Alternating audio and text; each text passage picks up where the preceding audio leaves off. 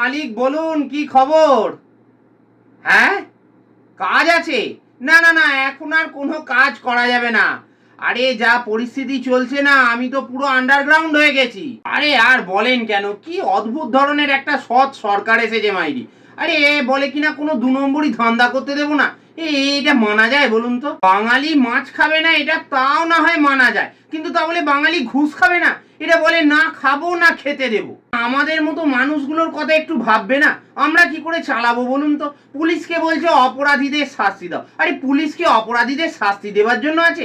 আগে কিরকম ভালো পুলিশ অপরাধীদের প্রোটেকশন দিত, এখন পুলিশ কি করছে না অপরাধীগুলোকে ধরে ধরে সব জেলে ভরে দিচ্ছে। এখনো মানে হয়? এই দুর্নীতি মুক্ত বাংলা গড়বে, এসব মানা যায় বলুন তো? সমাজে একটু দুর্নীতি থাকবে না? আরে সে তো সোনার পাথর বাটি হয়ে যাবে তাহলে। দেখুন আমি তাও বলি যে ঠিক আছে বাবা, অপরাধ করতে দেবে না আর অসামাজিক কাজ করতে দেবে না, সেই সবও নয় মেনে নিলাম, কিন্তু আবার ওই আগের অপরাধগুলো খুঁজে খুঁজে বের করার কি কারণ আছে সেটা আপনি আমায় বলতে পারেন? আরে বাবা, আমরা যা কামিয়ে নিয়েছি তাতে আমাদের 7 পুরুষ বসে খাবে, কিন্তু তা বলে যদি কেড়ে নেয় তাহলে কি থাকে বলুন তো? আরে কদিন আগে আমি বুলটিকে একটা 3 BHK ফ্ল্যাট গিফট করেছিলাম, মানে আমিও মাঝে মধ্যে ওখানে গিয়ে থাকতাম বুঝলেন তো।